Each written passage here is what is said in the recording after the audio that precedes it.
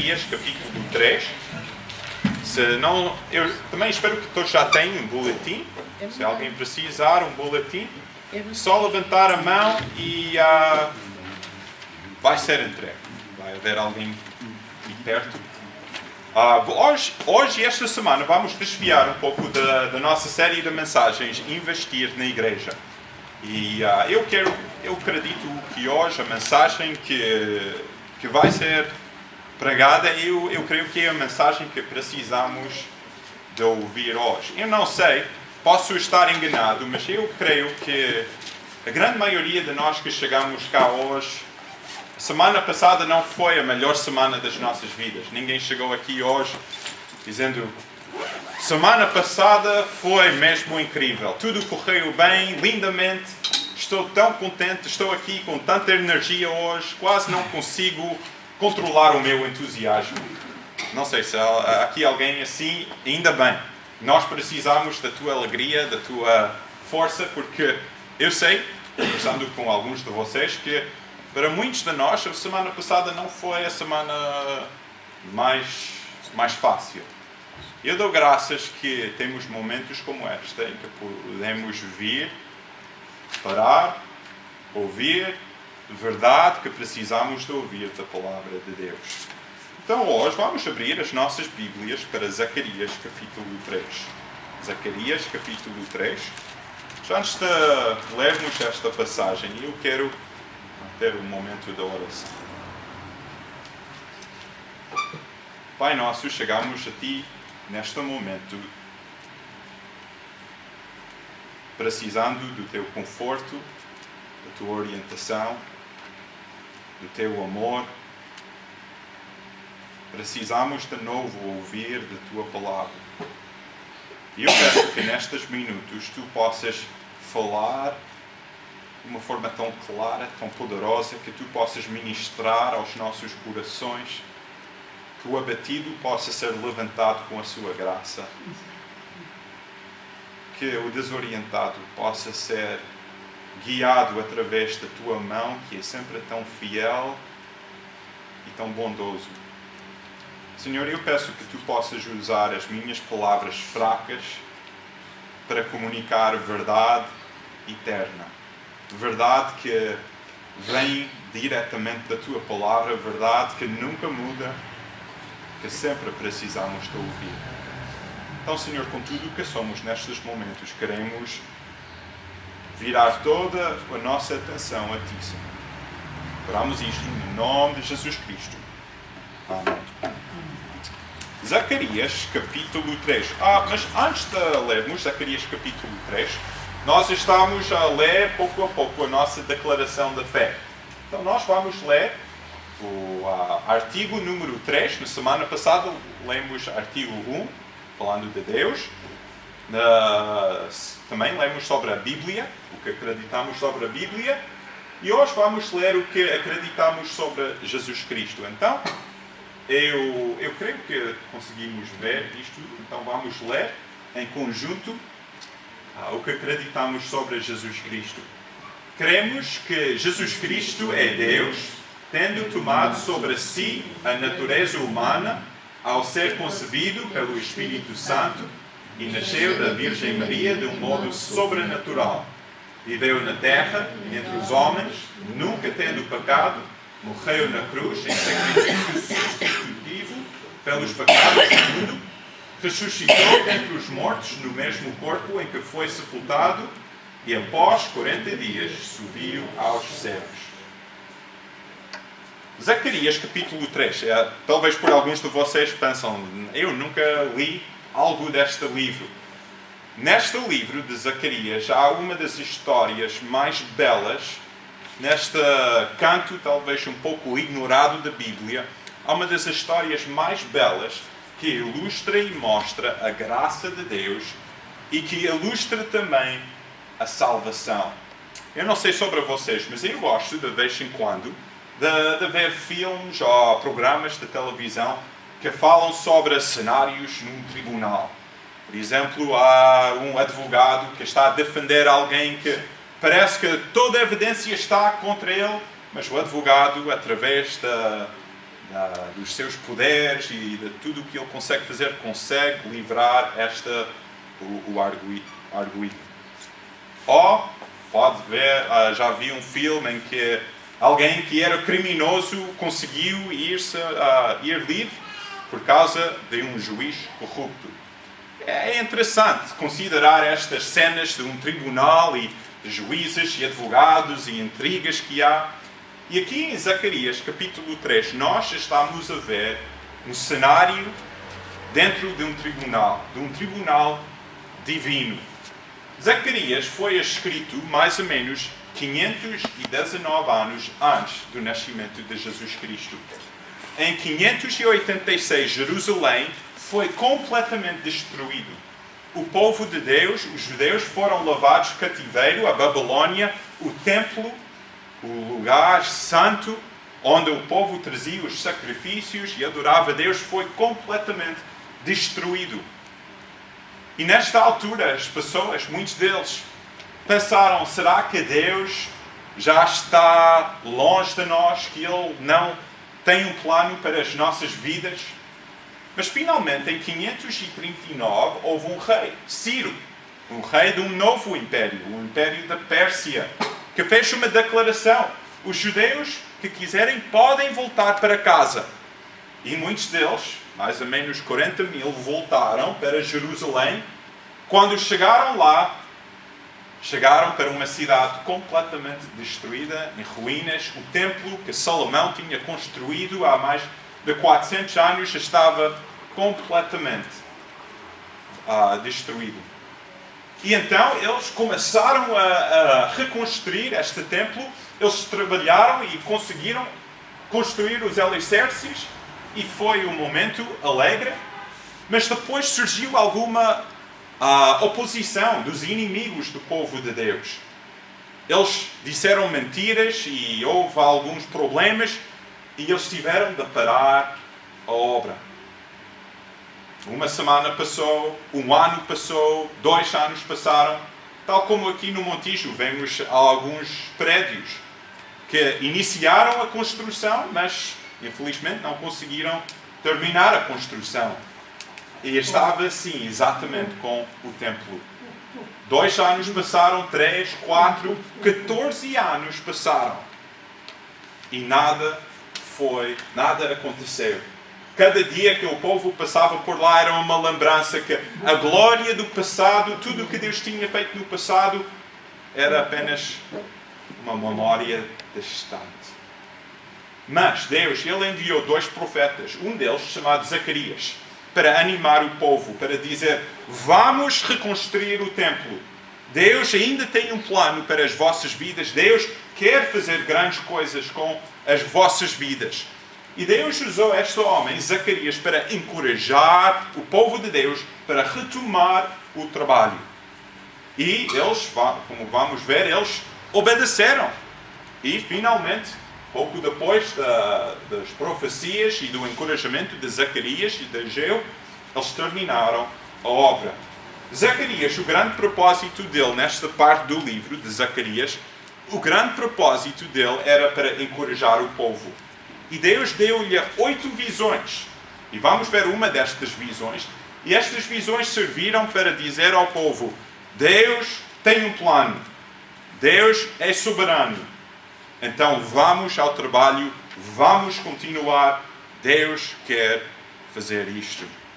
Então Zacarias, ele tem várias visões. E nós vamos ver uma destas visões hoje em Zacarias capítulo 3, versículo 1.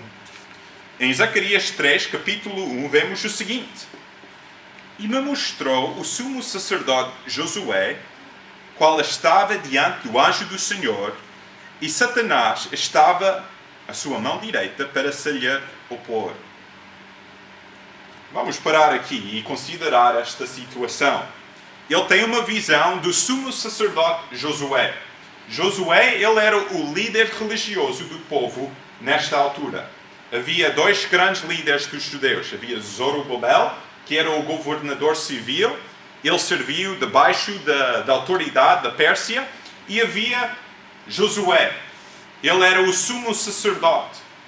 Ele, de todas as pessoas, devia ser a pessoa mais pura, a pessoa mais limpa, a pessoa mais próxima de Deus, podíamos dizer.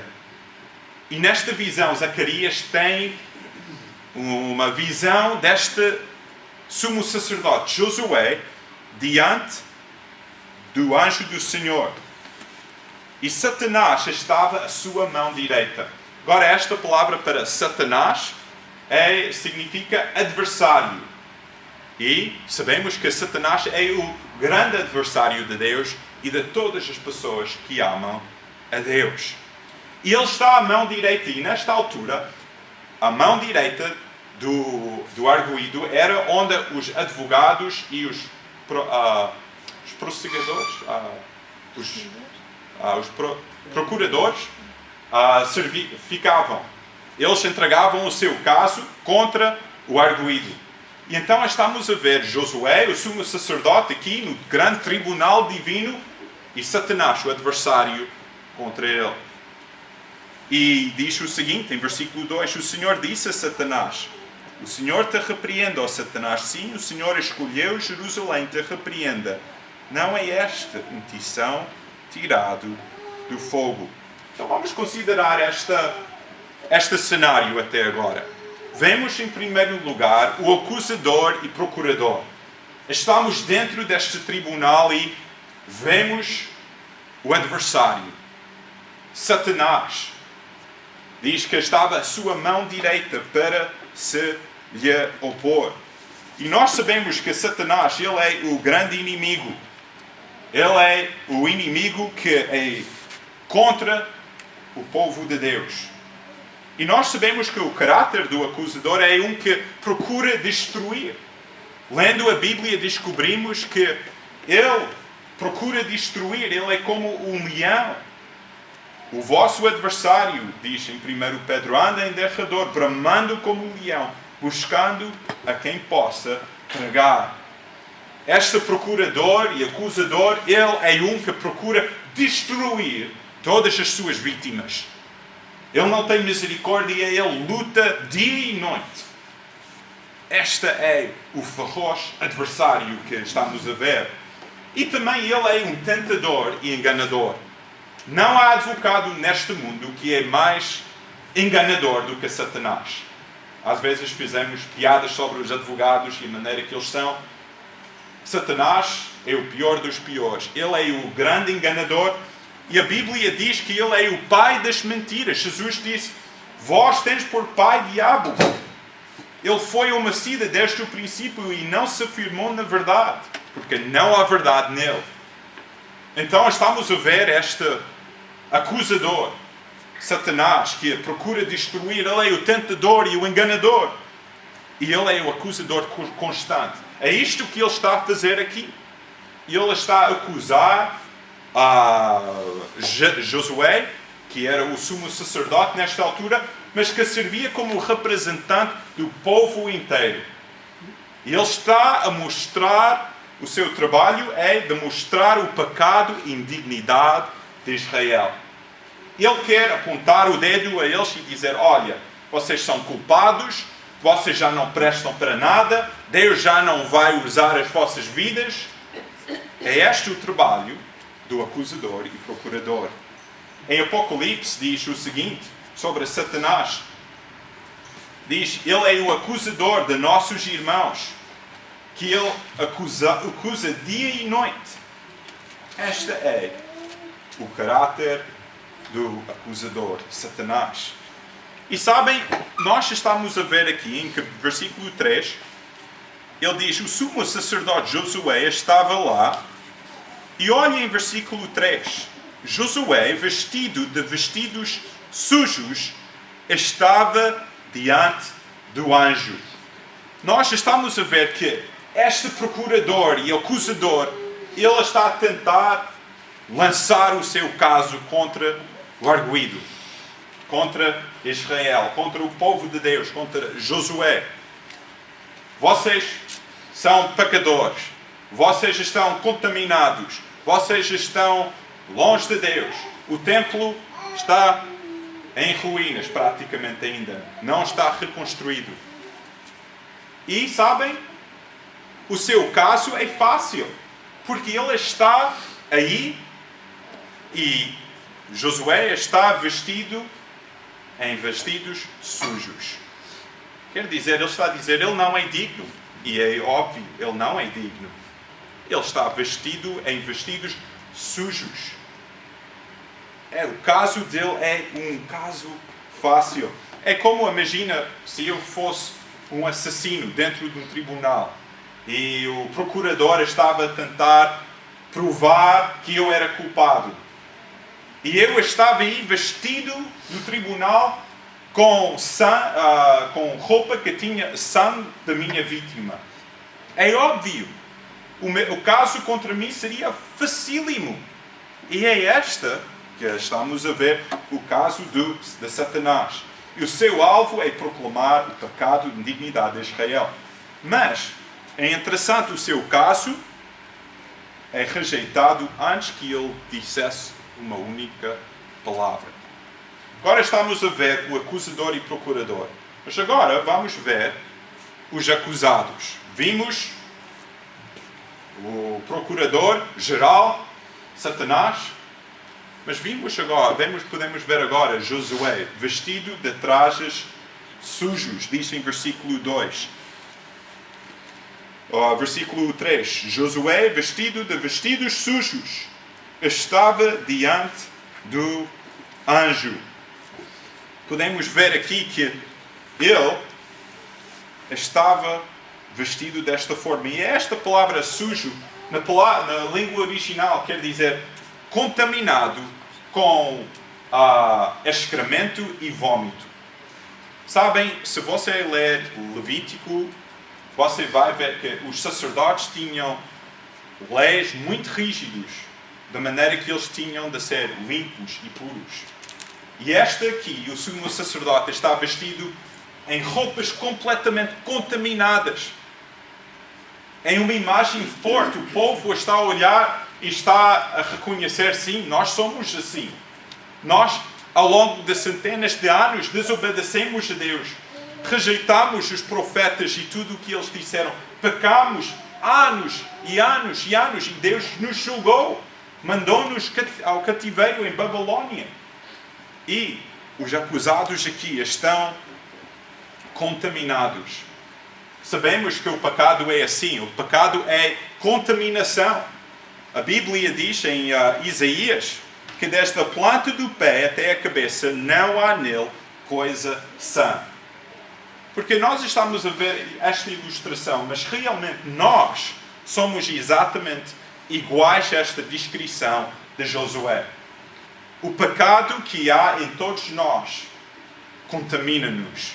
E é isto que faz. Contamina-nos da planta do pé até a cabeça, como a Bíblia diz. Mas o pecado não faz só isso. A Bíblia diz que o pecado também corta-nos. Quer dizer, nós fomos criados na imagem de Deus. Deus criou-nos por um propósito. Ele nos amou. Mas quando nós pecamos, há um corte no relacionamento entre nós e Deus. Lembrem, no jardim do Éden, Adão e Eva tiveram perfeita comunhão com Deus. Quando eles rebelaram contra Deus e desobedeceram a Deus, qual foi o resultado? Houve um corte naquele relacionamento. E esta é a condição de todos os pecadores do mundo. Todos nós, sem Jesus Cristo, encontramos-nos nesta situação. Em Isaías 59 diz: as vossas iniquidades fazem divisão entre vós e o vosso Deus. Os nossos pecados testificam contra nós. Então, pecado é contaminação, é um corte no relacionamento entre nós e Deus, mas também deixa-nos culpados. Romanos 3, 19 e 20 diz o seguinte: ora, nós sabemos que tudo o que a lei diz aos que estão debaixo da lei o diz. Aos que estão debaixo da lei o diz, para que toda boca esteja fechada e todo o mundo seja condenável diante de Deus. Por isso, nenhuma carne será justificada diante dele pelas obras da lei. Isto é importante. Estamos no tribunal. O alvo do procurador, do acusador, é de dizer culpado, aqui. E ele usa a lei de Deus, os 10 mandamentos. E ele está a dizer, todos que estão debaixo da lei estão culpados. Todos nós desobedecemos a Deus. A Bíblia diz, todos nós estamos desviados de Deus. Todos nós pecamos. E se pecamos em uma só ponte, Tiago, capítulo 2, somos culpados de tudo. Então, estamos cheios de culpa. Segundo a lei de Deus, nós, sem Jesus Cristo, estamos culpados. Somos mentirosos, somos ladrões, somos egoístas, somos assassinos, não necessariamente assassinos físicos, mas como Jesus disse em Mateus 5, quem pensar algo mal contra uma pessoa é como se estiver a matar aquela pessoa na sua mente. Nós somos culpados. Eu não sei sobre vocês, mas para mim, eu já na minha vida passei por momentos em que a culpa parecia que eu estava a levar uma mala de 50 quilos nas minhas costas. A culpa é o resultado do pecado e a culpa pesa nas nossas vidas. E é assim que estamos a ver neste cenário de tribunal. Satanás tem o seu caso. Josué está aí vestido em trajes sujos. Ele está contaminado, cortado, culpado. Esta é a situação. Mas continuando nesta história, o que vai acontecer? Zacarias, nesta visão, vai apresentar-nos algo incrível. Vimos o acusador, vimos os acusados, mas agora vamos ver o juiz e justificador. Ele diz em versículo 2, o Senhor disse a Satanás, o Senhor te repreenda, ó Satanás. Sim, o Senhor que escolheu Jerusalém te repreenda. Não é este um tição tirado do fogo? Para Josué, vestido de vestidos sujos, estava diante do anjo. Nós vemos aqui Deus. Ele é o juiz. Como é que a Bíblia descreve Deus como juiz? A Bíblia diz que Deus é santo. Em Salmo 145 diz, justo é o Senhor em todos os seus caminhos e santo em todas as suas obras. Deus, o juiz e justificador, nesta passagem, nesta visão, precisamos de lembrar que Ele não é um juiz corrupto, um juiz que deixa passar o mal e o pecado. Ele é justo. Em Abacuque 1:13 diz, tu és tão puro de olhos que não podes ver o mal. Este é o Deus Santo. Ele não é, de qualquer forma, não pode ser contaminado por pecado. Ele é o juiz que é santo em tudo o que ele faz. A Bíblia diz em Isaías 6:3, clamavam dia e noite, dizendo, santo, santo, santo é o Senhor dos exércitos. Ele é santo, Ele é justo, mas notamos algo além destas características do juiz e justificador. Ele diz em versículo 4, então falando, ordenou aos que estavam diante dele, dizendo, tirai-lhe estes vestidos sujos. E ele lhe disse, eis que tenho feito com que passe de ti a tua iniquidade, e te vestirei de vestidos novos. E disse eu, ponham-lhe uma mitra limpa sobre a sua cabeça. E puseram uma mitra limpa sobre a sua cabeça, e o vestiram de vestidos, e o anjo do Senhor estava ali.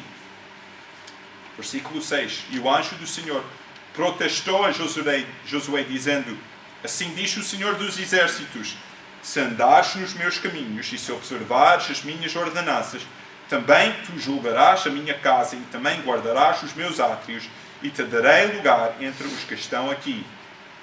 Ou, pois, versículo 8, Josué, sumo sacerdote, tu e os teus companheiros que se assentam diante de ti, porque são homens portentosos, eis que farei vir o meu servo, o renovo. Vocês sabem quem ele está a descrever aqui? O meu servo, eis que farei vir o meu servo, Ele está a falar de Jesus Cristo. E ele continua, em versículo 9. Porque eis aqui a pedra que pus diante de Josué. Sobre esta pedra única estão 7 olhos. Eis que eu esculpirei a sua escultura, diz o Senhor dos Exércitos. E o fim do versículo 9 é esta. E tirirei a iniquidade desta terra num dia. Jesus, Deus, Ele é o juiz e justificador. E Ele é um Deus cheio de graça. A Bíblia diz que Deus, que é riquíssimo em misericórdia, pelo seu muito amor com que nos amou, estando nós ainda mortos em nossas ofensas, nos vivificou juntamente com Cristo. Pela graça sois salvos. Esta é uma característica de Deus que passa a nossa compreensão. Ele é um Deus de graça, santo, justo, cheio de graça. E o que é que este juiz faz? O caso contra o arguido é fácil. Ele é culpado. Ele é contaminado. Cheio de pecado. Como é que este juiz justo vai poder dizer justificado? Parece não haver maneira. O caso parece que vai ser ganho pelo adversário, Satanás. Mas o que é que este juiz faz? Primeiro, ele cala Satanás logo. Satanás não tem um único momento para falar ou para dizer qualquer coisa. E ele tem autoridade completa sobre Satanás. Graças a Deus que ele tem autoridade sobre Satanás. Não há ninguém, não há nenhum ser que tem mais poder do que Deus. Ele é um juiz que tem toda a autoridade. E, além disso, ele toma a iniciativa para justificar. Esta é uma situação precária. Ele diz em versículo 2, este povo é como um tição tirado do fogo. Quer dizer, sobraram por um triz. Mas Deus, ele diz aqui, vemos que ele toma a iniciativa para justificar. O arguido não tem palavras para dizer. Culpado. O procurador, o acusador, tem o caso feito aqui. Mas Deus, ele toma a iniciativa para justificar, fazer justo seu povo diante dele. E ele salva de uma morte certa. Não havia qualquer outra solução. O povo, Josué e todos nós realmente estamos no caminho da morte. Mas a Bíblia diz em versículo 1 de Efésios 2, ele vos vivificou da morte. Então, ele salva de uma morte certa. Nós, nesta parte aqui,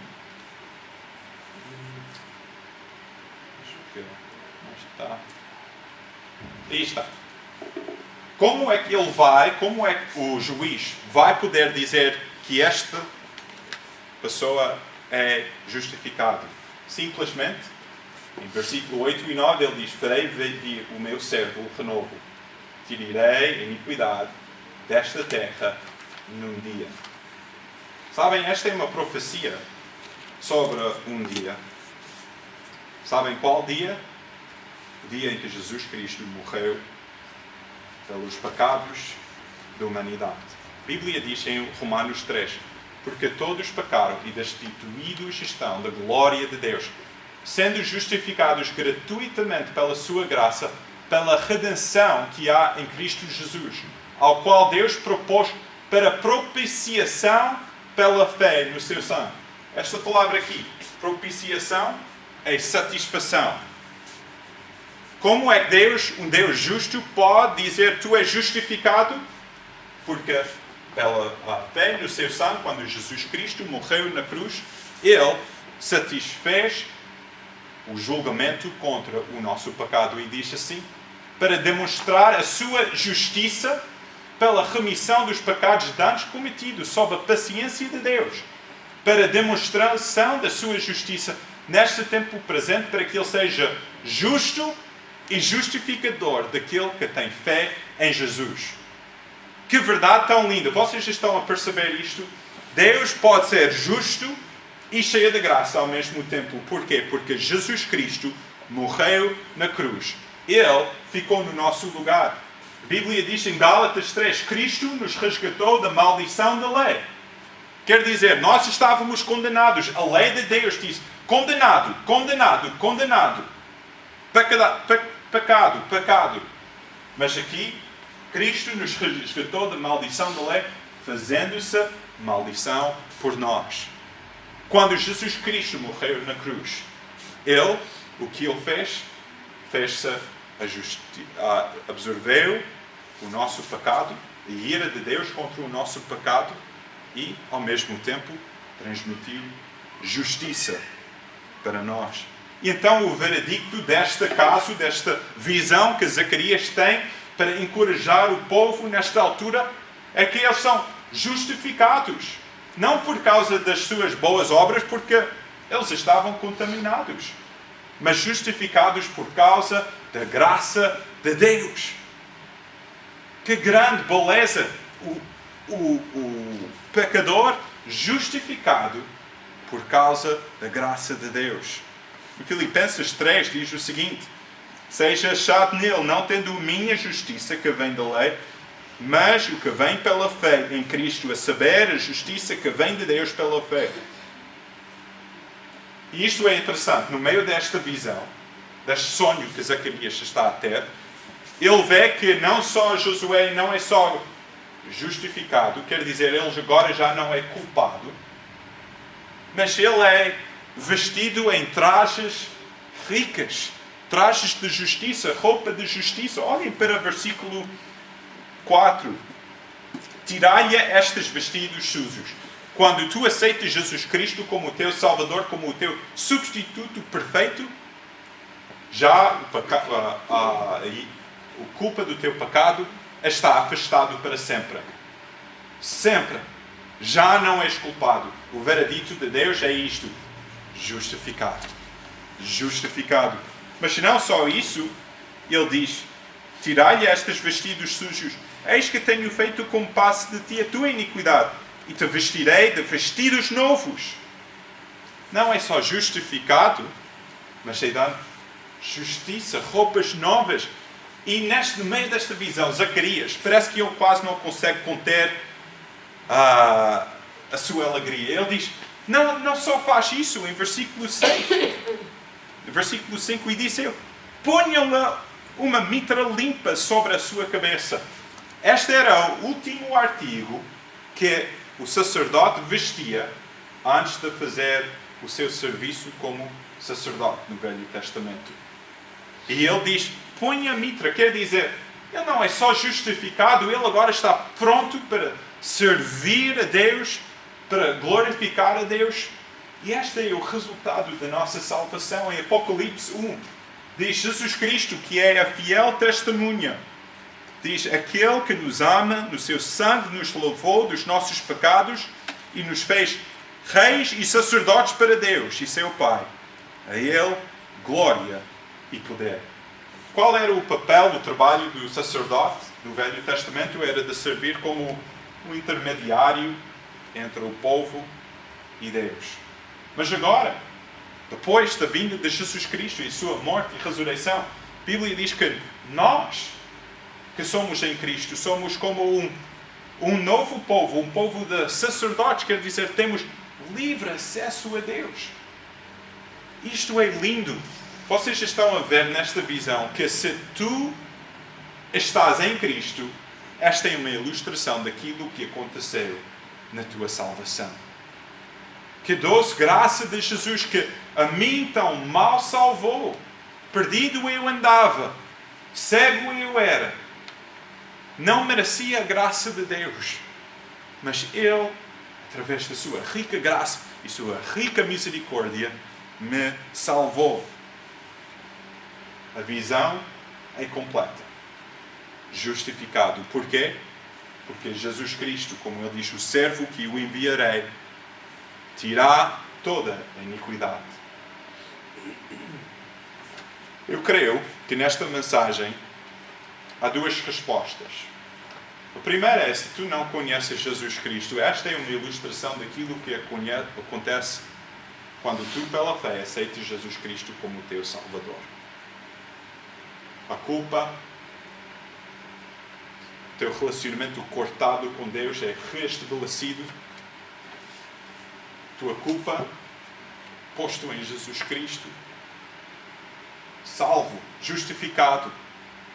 É incrível. Aceita Jesus Cristo hoje. Corra para Cristo como o teu Salvador. Ele é a tua única esperança, porque debaixo da lei de Deus tu és condenado. Corra para Cristo, aceita Cristo, confessa Cristo como o teu Salvador, como a tua única esperança da salvação. Mas para nós, como eu penso que a maioria de nós aqui somos crentes, que já houve aquele tempo nas nossas vidas em que aceitamos Jesus como o nosso Salvador. Eu creio que há momentos nas nossas vidas que nós somos como o povo de Deus, nesta altura, que pensaram, bem, os dias passados Deus fez grandes coisas, mas agora estamos aqui há 14 anos, o tempo ainda está incompleto. Estamos aqui debaixo deste império de Pérsia, já não prestamos para muita coisa. Deus, o seu plano para a minha vida já não está em efeito. E o dedo do acusador está contra nós, a tentar fazer-nos esquecer da graça de Deus, do propósito de Deus para as nossas vidas. É como uma história que eu ouvi sobre um menino e uma menina, irmãos, que durante o verão iam à casa da avó, que vivia longe da cidade, numa quinta. E esta avó, ela era uma mulher muito simpática, tinha vários animais de estimação, mas ela estimava, e o animal da estimação que ela tinha, que gostava mais, era um pato. E ela tinha este pato que ela gostava tanto. Era preciosa para ela. E um dia, Joãozinho estava a brincar no quintal da avó, e ele tinha uma fisga. E ele estava a brincar com aquela fisga e não conseguia acertar em nada. Pontava, deixava a pedra sair, mas não conseguia acertar em nada. Ele ficava aí. Finalmente ele lançou a fisga e, sem querer, acertou no pato e logo o pato morreu. Joãozinho ficou com tanto medo, tanta culpa. O que é que ele vai fazer? Ele sabia que a avó gostava tanto deste pato e agora ele matou este pato que a avó gostava tanto. O que é que ele vai fazer? E naquele momento pensou, bem, a única opção que eu tenho é de ir esconder o pato. Então ele foi atrás, quase para a floresta que ficava aí perto da casa, debaixo de uma árvore, cavou aí, escondeu o pato e pensou que estava tudo arrumadinho. Mas virou e viu atrás dele a irmã.